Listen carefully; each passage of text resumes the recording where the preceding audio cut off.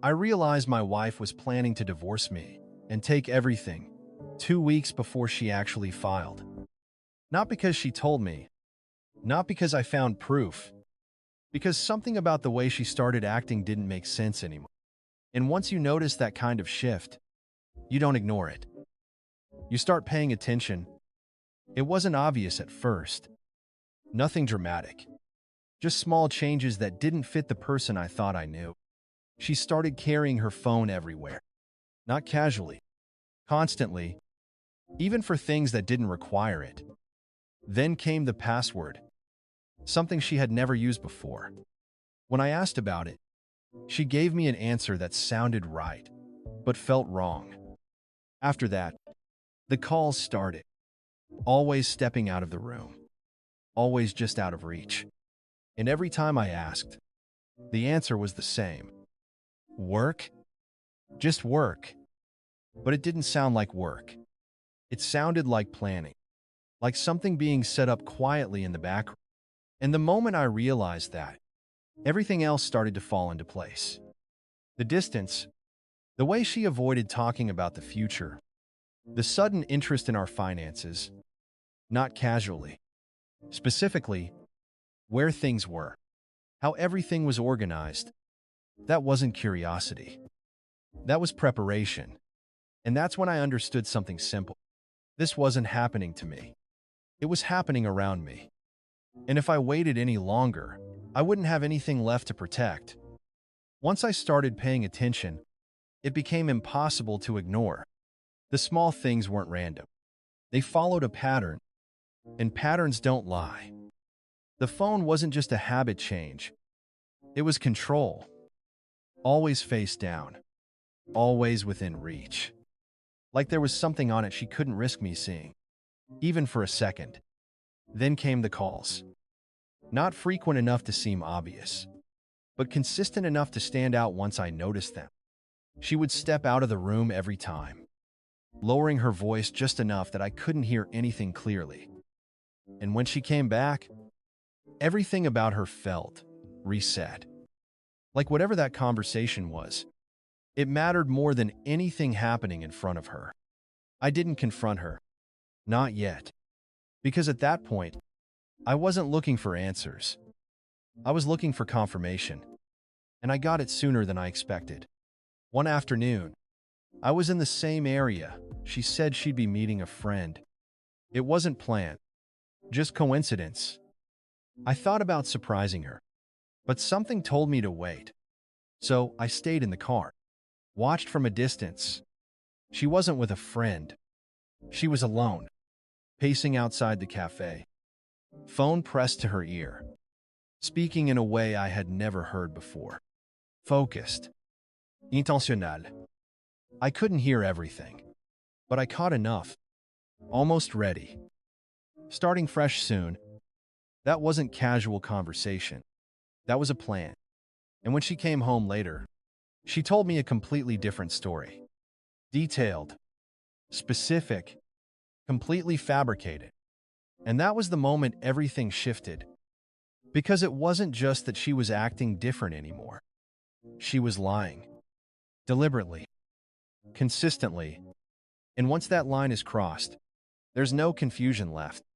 Only decisions. That was the moment I stopped trying to explain it. Because once someone lies like that, clearly, confidently, without hesitation, it's not confusion anymore. It's intention. And intention means planning. I didn't confront her. I didn't ask more questions. Because if she was already lying, all that would do is warn her that I was paying attention. And the moment someone like that knows you're watching, they adjust. They get more careful. So instead of reacting, I did something else. I verified. Quietly. The next day, while she was at work, I logged into our joint account. Not because I expected to find something obvious, just to see if anything matched what I was starting to suspect, and that's when I saw it. Small transfers. Not large enough to trigger alert. Not consistent enough to be obvious at first glance. But they were there. Repeated. Deliberate. Money moving in ways that didn't connect to anything we normally spent on. It wasn't random. It was controlled, like someone testing limits, seeing how much they could move without being noticed. And that was enough for me. Because at that point, I didn't need more proof. I needed a plan. I called someone I trusted, a friend from college who now works in law. I explained everything as clearly as I could. No emotion, just facts. And his response was immediate. If you think she's planning something, you don't wait. You protect yourself now. No hesitation. No doubt. Just action. And that's when everything shifted for me. Because I wasn't reacting anymore. I was preparing. And if you've ever had that moment where everything suddenly makes sense in the worst possible way, you already know, once you see it, you can't go back. And if you've ever had that moment where everything suddenly makes sense in the worst possible way, then you already know what comes next. Isn't a reaction, it's a decision. That night, I didn't sleep. Not because I was emotional, because I was thinking, running through every detail, every possibility, every way this could go wrong if I hesitated. Because once you decide to act in a situation like that, you don't get a second chance to do it right. So I didn't rush. I planned. Carefully. Methodically. The next evening, while she was out, I sat down at my desk, opened my laptop, and started going through everything. Accounts, investments, property, every piece of my life that could be turned against me if I did nothing. And for the first time, I looked at it differently. Not as something we built together, but as something I needed to protect. Each step felt calculated, not rushed. I moved funds first, quietly, into accounts she didn't have access to. Then I set up the trust.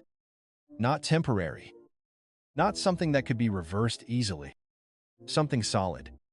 Legal. Final. Everything went through my mother. Someone I trusted without question. The paperwork was precise. Every signature notarized. Every transfer documented. There was no room for error. No gaps she could exploit later. And the entire time, I kept thinking about one thing. If I'm wrong, I destroy everything for nothing. But if I'm right, this is the only move that matters.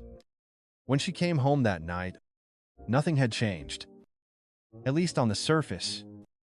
She walked in, kissed my cheek, asked what I wanted to eat like it was any other day. And I played along. Because at that point, this wasn't about confrontation. It was about timing. Over the next few days, I finished everything. Double-checked every detail. Made sure there was nothing left exposed. And when it was done, when everything was locked in place, I didn't feel relief. I felt ready. 2 weeks later, she made her move. It didn't come out of nowhere. It came exactly the way I expected it would. Calm. Controlled. Almost rehearsed. She sat across from me, turned off the TV, and said we needed to talk. And before she even said the words, I already knew what was coming. I think we should get a divorce. No hesitation. No emotion behind it. Just a statement. Like she was reading something she had already decided long before that moment. And as she started explaining, I wasn't listening to what she said. I was listening to how she said it. The structure, the framing, the way everything was positioned to make it sound reasonable, necessary, like this was something she had to do, not something she chose. She talked about needing space, about finding herself, about feeling like she had given too much and deserved more. That part stood out, not because it hurt, because it confirmed everything. This wasn't just about leaving. It was about taking something with her. And when the papers came a few days later, that became impossible to ignore. The demands weren't emotional. They were calculated. Half the house, my savings, my assets. Even additional support that didn't make sense given her income. It wasn't a breakup. It was a plan, a structured one, and reading through it, I could almost see the conversations behind it. The guidance, the strategy, the assumption that I would react the way most people do, that I would panic, argue, try to negotiate from a position I didn't even realize I had already lost. But the truth is, by the time she filed, there was nothing left for her to take. The mediation meeting was where everything finally broke. Not loudly, not dramatically, quietly. The kind of silence that only happens when something doesn't go the way it was supposed to. Her lawyer walked in confident, organized, already prepared to push everything through like it was just another case. And when they started listing their demands, it sounded exactly like I expected. Structured, aggressive, but as easy. Like they had already accounted for every possible response I could have. I didn't interrupt. I didn't react. I just let them finish. Because moments like that aren't about emotion. They're about timing. And when it was finally our turn, my lawyer didn't argue. He didn't negotiate. He simply placed a stack of documents on the table and told them to read. That was it. No explanation. No build-up. Just facts. I watched her lawyer's expression shift as he went through each page. Confidence disappeared first, then confusion, then something closer to frustration. These transfers were completed before the filing, he said slowly, like he was trying to make sense of something that no longer worked. She grabbed the papers, flipping through them faster, like speed would somehow change what was written there. It didn't. Everything was already done, legally, completely. And for the first time since this started, she didn't look prepared. She looked exposed. The rest of the meeting didn't matter. The strategy was gone. The leverage was gone. And everything she thought she had wasn't there anymore. After that, things unraveled quickly. The calls, the messages, the attempts to fix something that was never meant to be fixed. But by then, it was already over. Not because I ended it, because it had been decided long before she ever filed. And if you've ever watched someone's plan fall apart the moment it meets reality, then you already know some outcomes aren't one. They're just inevitable.